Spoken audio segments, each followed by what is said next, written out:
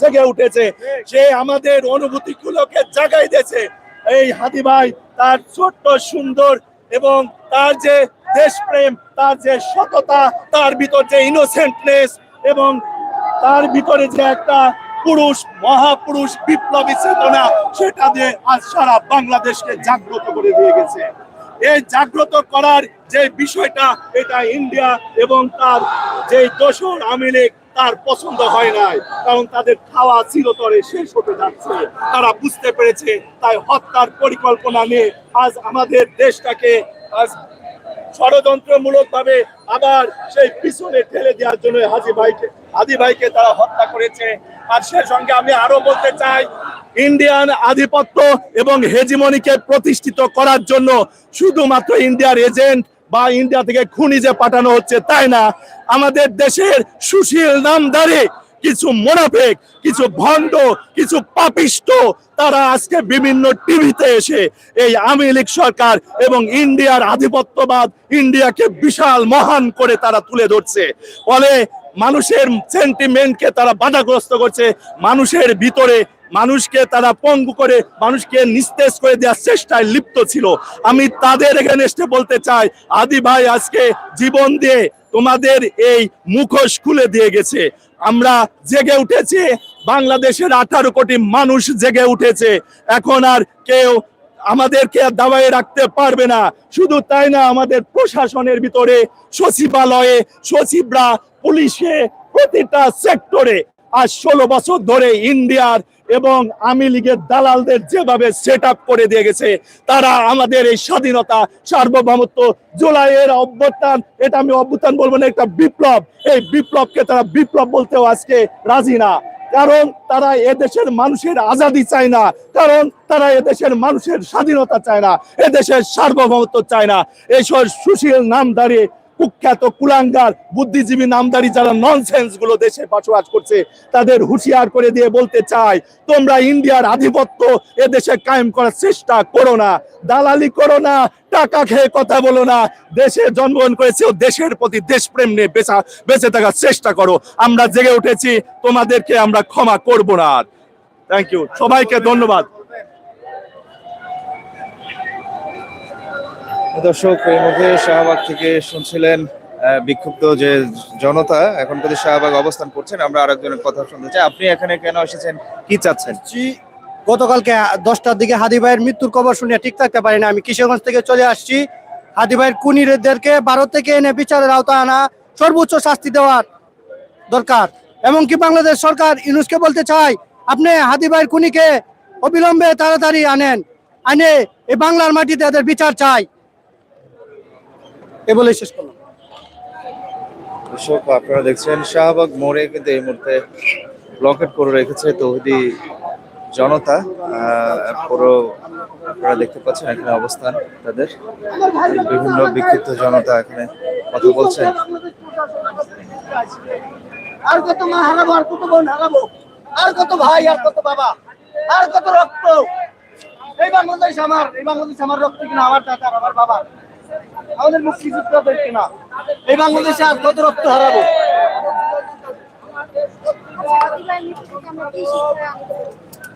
হাদি ভাইয়ের মৃত্যু থেকে আমরা শিক্ষা নিতে পারি, প্রত্যেকটা মানুষের হাদি হয়ে ওঠা উচিত। আমি কাজী নজরুল ইসলামের একটা উক্তি আছে যে, আমার কর্ণধার আমি, আমার পথ দেখাবে আমার সত্য। আমার কর্ণধার আমি, আমার পথ দেখাবে আমার সত্য। হাদির এই স্বনির্ভরতা ছিল বলেই হাদি আছে এত বড় মানুষের জনপ্রিয়তা কায়েম করেছেন। ঠিক আছে, এই দেখুন, আমি যেটা বলবো সেটা হলো, আপনারা জানেন যে বাংলাদেশের আনাসে কানাসে আপনারা ধরেন ভোলার চর, কুকরিমুখী চর, আইসা চর, পাতিল, একদম প্রত্যন্ত অঞ্চলে হাদি ভাই প্রত্যেকটা মানুষের ঘরে ঘরে পৌঁছে গেছে। ভারত এটা বুঝে যে হাদি ভাই যদি একটা ডাক দেয়, লক্ষ লক্ষ জনতা বাংলাদেশকে রক্ষা করার জন্য চলে আসবে। এইটা ভারত বোঝার পরে তারা সম্পূর্ণ পরিকল্পিত ভাবে আমাদের এই উপদেষ্টার তথাকথিত কিছু উপদেষ্টা, এই অন্তর্বর্তীকালীন সরকারের তথাকথিত কিছু উপদেষ্টা সহ এবং ফ্যাসিবাদ সহ, ভারতের মোদী সরকার সহ, নব্য ফ্যাসিবাদ সহ সকলে মিলে তারা একটি পরিকল্পিতভাবে হাদি ভাইকে হত্যা করেছে। এর কারণ একটাই, 54 বছরে বাংলাদেশের উপরে ভারত যেই আধিপত্য বিস্তার করেছিল, 5ই আগস্টের পরে সেই আধিপত্যে ঘুরে বালি হয়েছে।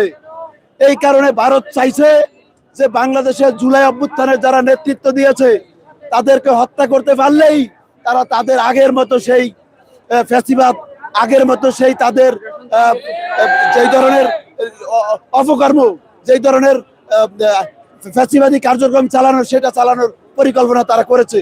কিন্তু আমরা জানিয়ে দিতে চাই, আমরা এক হাদি ভাইকে হারিয়েছি।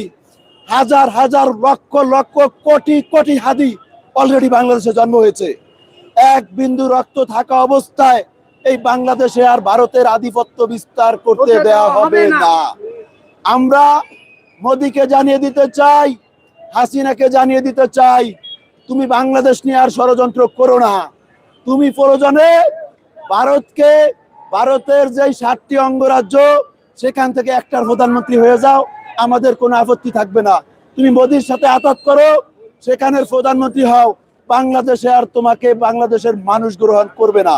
সুতরাং নরেন্দ্র মোদি, শেখ হাসিনা এবং আমাদের ইউনূস এবং তথাকথিত উপদেষ্টা জাহাঙ্গীরকে জানাতে চাই, এক হাদি আমাদের মাঝ থেকে বিদায় নিয়েছে।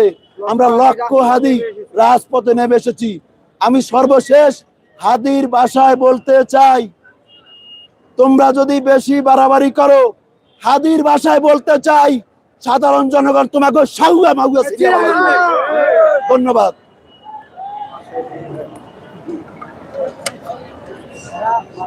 দর্শক, বিক্ষুব্ধ তৌহিদি জনতার কথা শুনছিলেন। এই মুহূর্তে শাহবাগ মোড়ে আমরা রয়েছে, আপনারা দেখতে পাচ্ছেন। আমরা আরো কিছু মানুষের কথা শুনতে চাই, সরাসরি আপনারা দেখতে পাচ্ছেন এই মুহূর্তে।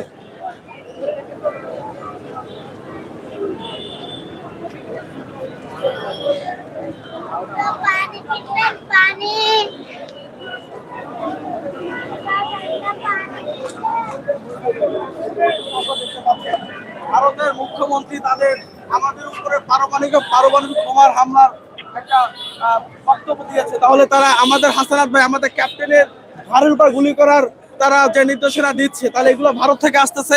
ভারত আমাদের কোনোভাবেই কূটনৈতিকভাবে ভারতের সাথে আমাদের সম্পর্ক থাকা উচিত না।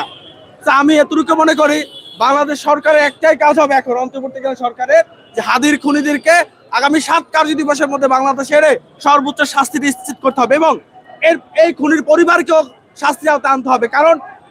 কারণ এই যে খুনিরা বাংলাদেশে এখনো বেড়াচ্ছে, বিভিন্ন জায়গায় চলাচল করতেছে, এটার জন্য সরকারকে দায় নিতে হবে। কেননা বিপ্লবে পরাজিত শক্তিকে বাঁচিয়ে রাখলে রাষ্ট্রের এই ভঙ্গুর অবস্থা হবে, এটা স্বাভাবিক। বিপ্লবে পরাজিত শক্তিকে কখনোই টিকিয়ে রাখা, বাঁচিয়ে রাখা যাবে না। সরকারকে অবশ্যই চিরুনি অভিযান দিয়ে এই ফ্যাসিস্টদের দোষরদের বাংলাদেশের রাষ্ট্রে, আমরা দেখেন জুলাইতে আমি আন্দোলন করেছি, আমরা ইট পাটকেল আমি আমার আন্দোলনরত শিক্ষার্থীদের দিতে বলি নাই, সেখানে আমরা শুধু মুখের স্লোগান দিয়ে আন্দোলন করেছি। সেখানে আজকে আমাদের জুলাই যোদ্ধাদেরকে গুলি করে মারা হচ্ছে, টার্গেট কিলিং মিশন হচ্ছে। এগুলোর সাথে যারা জড়িত প্রত্যেককে সহসা জায়গা থেকে দায়িত্ব নিয়ে এদেরকে ফাঁসির কাস্টডিতে দাঁড় করাতে হবে। অবশ্যই এটার সাথে স্বরাষ্ট্র উপদেষ্টা, এরপর হচ্ছে আইন উপদেষ্টা, পররাষ্ট্র উপদেষ্টা, প্রত্যেককে জবাবদিহিতে আনতে হবে। জবাবদিহিতার বাইরে ডক্টর মোহাম্মদ ইউনূস নয়, কারণ ছাত্র জনতা রক্তের উপর দাঁড়িয়ে তারা রং তামাশা দেখতেছে। আজকে দেখেন হাসিনার আমলে পুলিশ যেভাবে কোনোভাবেই কিন্তু পুলিশ দেখেন টাকা পয়সা ইনকাম করতে পারতেছে না, ঘুমাই কাজ করতেছে। প্রশাসন আজকে ভঙ্গুর অবস্থা কেন? কারণ তারা এখন লুটে পুটে রাষ্ট্র খাইতে পারতেছে না। এর জন্য তারা আজকে আমাদের জনগণকে একটা বলির পাঠা বানাচ্ছে। আমরা এর থেকে নিস্তার চাই, আমরা এর অবসান চাই। অবশ্যই আমরা যে ধরনের সরকার চেয়েছিলাম বাস্তবিক অর্থে এই ইউনূস বা অন্তর্বর্তীকালীন সরকার সেটা আমাদের দিতে পারেনি।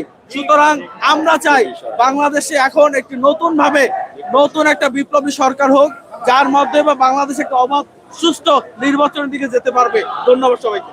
আমি একটু বলবো। বলেন, আপনি কেন এসেছেন এখানে? আমি এসেছি জাতির বিবেক নিয়ে কথা বলা।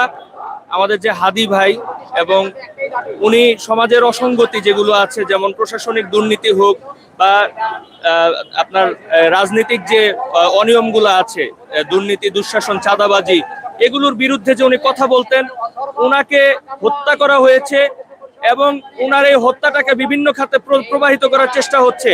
প্রশাসন, আমি বলবো, এই ভিন্ন খাতে প্রবাহিত করার মাধ্যমে এই হত্যাকারীদেরকে, এই খুনিদেরকে এবং এই সন্ত্রাসীদেরকে, যারা রাজনৈতিক পৃষ্ঠপোষকতায় আজকে বিভিন্ন ছায়াতলে আশ্রিত, তাদেরকে প্রশাসন আসলে সাইড দিয়ে বের করে দিতে চাচ্ছে, পেছনের দরজা দিয়ে বের করে দিতে যাচ্ছে। এই উপদেষ্টা মণ্ডলীকে আমি বলবো, তাদেরকে বাবুর্চি হিসেবে আমরা দায়িত্ব দেই নাই। তারা আলু পেঁয়াজের হিসাব নিতে দায়িত্ব দেয় না। তারা নির্বাচনী পরিবেশ না করে আজকে দেশে নির্বাচন দিয়ে আজকে দেশের প্রত্যেকটা প্রার্থী, বিএনপির প্রার্থী গুলি খেয়ে মরে, আজকে স্বতন্ত্র প্রার্থী গুলি খেয়ে মরে, কালকে জামাতের প্রার্থী হয়তো গুলি খাবে, এবং বিভিন্নভাবে হুমকি ধামকি দেওয়া হচ্ছে। এনসিপির প্রার্থী, জামাত, সবাইকে হুমকি ধামকি দেওয়া হচ্ছে। আমি সব প্রার্থীদেরকে, সব রাজনৈতিক দলকে বলবো, আপনাদের ছত্রছায়ায় কোনো যদি সন্ত্রাসী থাকে তাদেরকে আপনার দল থেকে বের করে দিন। আপনাদের দিকে, আপনাদের প্রতিপক্ষেরও হয়তো এভাবে গুলি আছে। আমি বলবো, আপনাদের সাথে নৈতিকতার লড়াই হোক, আমাদের ভোটের লড়াই হোক, আপনাদের সাথে, আপনারা দেশকে নিয়ে ভাবেন। প্লিজ আপনারা পেছনে দরজা দিয়ে ক্ষমতায় আসার চেষ্টা করবেন না। আর এই মুহূর্তে যেহেতু ওনারা ব্যর্থ হয়েছেন, ওনাদেরকে একটা দায়িত্ব দেওয়া হয়েছিল, ওনারা নেমে চলে যান। বিপ্লব আবার ফিরে আসার আগে ওনারা যেন বুঝতে পারেন যে এই চেয়ার আঁকড়ে ধরার চেয়ার না। ওনারা যেন খুব দ্রুত এখান থেকে চলে যান সসম্মানে, এবং বিপ্লবী সরকার দিয়ে চলে যান। আমাদের সাথে বসেন, আপনারা কাজ করতে পারেন না। চেয়ার আঁকড়ে ধরে রাখার বিষয় না। আপনাদেরকে দায়িত্ব দেওয়া হয়েছিল, আপনারা দায়িত্ব পালন করতে পারেন নাই। এখন আপনাদের সময় হয়েছে, আপনারা চলে যান। সম্মানের সাথে যাবেন না বিপ্লবের মাধ্যমে অসম্মানের সাথে যাবেন, সেটা আপনাদের বিষয়। এই কথা বলে আমি আমার বক্তব্য শেষ করছি। সন্ত্রাসীদের কালো হাত বাংলাদেশ থেকে ভেঙে দিতে হবে। আর ভারতকে আমি এই কথা বলবো, প্লিজ, ভারতকে বাংলাদেশ কখনো আক্রমণ করে নাই। হয়তো ভারতের জাতীয় ইস্যুতে, রাজনৈতিক বিষয়গুলোতে আমরা আক্রান্ত, ভারতের সাধারণ মানুষেরও অনেক দুঃখ আছে, এটা আমরা জানি। কিন্তু ঘটনা হইলো, ভারতের যে সরকার, এই ভারতের সরকার, তারা বিভিন্নভাবে বাংলাদেশে চেষ্টা করে, হ্যাঁ, মানে বাংলাদেশকে অস্থিতিশীল করার, বাংলাদেশের শাসন ব্যবস্থাকে কুক্ষিগত করার। এইটা যেন ভারত আর না করে। ভারতের কাছে আমরা প্রতিবেশী সুলভ আচরণ আশা করি। ভারতকে আমরা কখনো আক্রান্ত করি নাই, কিন্তু ভারত বারবার আক্রান্ত করে। আমি একটা কথা ভারত সরকারকে বলে দিব, বাংলাদেশ যদি অস্থিতিশীল হয়, বাংলাদেশে যদি ওনারা যুদ্ধ করতে চায়, ওনারা যেমন অস্ত্র পাবে, আমরাও অস্ত্র পাবো। এই অস্ত্র ঢোকার পরে বাংলাদেশে কোনো বর্ডার নাই, আপনাদের সন্ত্রাসীরাই অস্ত্র পেয়ে যেতে পারে। তখন কিন্তু আপনাদের কোনো সরকার, আপনাদের কেন্দ্রীয় সরকার, রাজ্য সরকার ওই পরিস্থিতি সামাল দিতে পারবে কিনা, সেটা চিন্তা ভাবনা করে। আর আমি আজকে সবাইকে বলবো, হাদি ভাইয়ের যে পরিবার, আজকে এতিম পরিবার, তার দায়িত্ব নিতে, তার পরিবারকে আপনারা সহযোগিতা করেন। যদি আপনারা না পারেন, আমি প্রত্যেকটা রাজনৈতিক দল, সরকারকে, সামাজিক সংগঠনকে, বিভিন্ন মঞ্চকে, জুলাইয়ের শক্তিকে বলবো, হাদি ভাইয়ের পরিবারের পাশে এসে আপনারা দাঁড়ান। এটা আপনাদের কাছে আমাদের মানবিক আবেদন। এবং প্রত্যেকটা জুলাই যোদ্ধাকে আপনারা একটু সাপোর্ট দেওয়ার চেষ্টা করেন, নিরাপত্তা দেওয়ার চেষ্টা করেন, সরকার নিরাপত্তার পরিবেশ দিয়ে তারপরে দেশে আপনি নির্বাচনী পরিবেশ ফেরত আনেন। ধন্যবাদ আপনাদের সবাইকে। দর্শক, শাহবাগ থেকে বিক্ষুব্ধ জনতার এই মন্তব্য শুনছিলেন, আপনারা দেখতে পাচ্ছেন এই মুহূর্তে শাহবাগ মোড় কিন্তু তারা ব্লকেট করে রেখেছে, এবং ওসমান হাদির যে হত্যাকারীদের দ্রুত এই শাস্তির দাবিতে কিন্তু আজকের এই বিক্ষোভ করছেন, কথা বলছেন।